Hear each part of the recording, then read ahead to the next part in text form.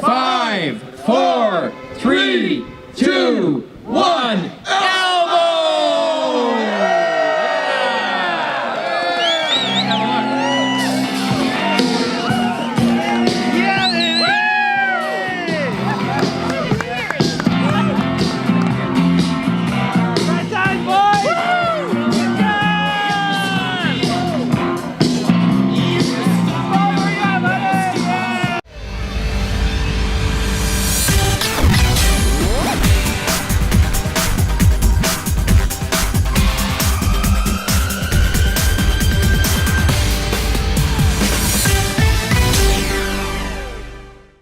Phyllis, I have to ask you, because really the El Mocambo is family for you. This is a family member. How does it feel knowing the lights are on and the El Mocambo is going to come back to Toronto? I cried. I cried when they lit the sign. I'm very emotional about it. Extremely emotional.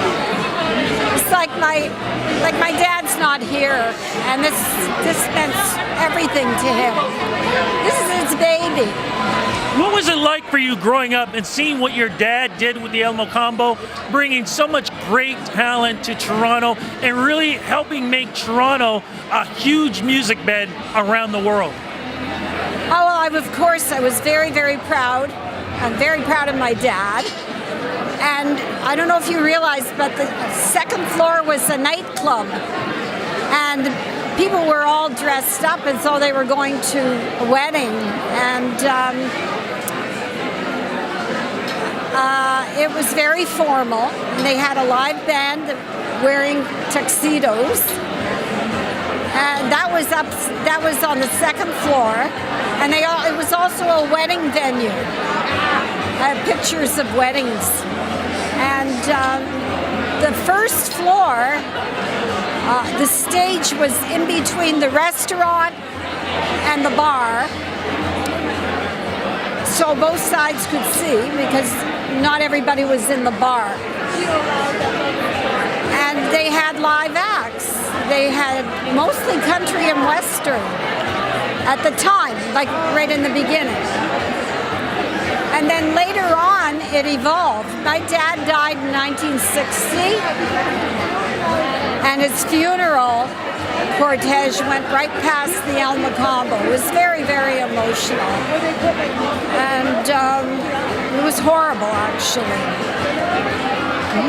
What do you think your dad would think of all of this? The El Mocambo coming back the way it is for today's millennium fans, because it really is another step in bringing great music to Toronto and again making us a staple mate around the world. He would have been very, very happy. Very happy. My father borrowed a lot of money to make it what it was in the late 1950s. And it was very difficult because we were almost poor. Until the El Mocambo was paid off, and then my dad would have realized success. And I don't think I'm speaking very well. Oh, you definitely are. It's been very, very emotional. And then, everything would have been easy. But it was wonderful. I have pictures of my dad. Well, you're going to see pictures when the Elmo opens. My dad behind the drums, my dad on stage, New Year's Eve. It was wonderful. Well, I want to say this on behalf of the Toronto fans. I want to say thank you to your dad and to your family for what you have done in the past, and in a lot of ways, what you are bringing to the future for here in Toronto when it comes to music. Thank you so much for this interview, and thank you so much for the legacy. You're very, very welcome, and I wish the best of luck to Michael Weckerly. He's gone through a lot to do this, a lot. And I just hope it's going to be a big success. Definitely will. Thank you again.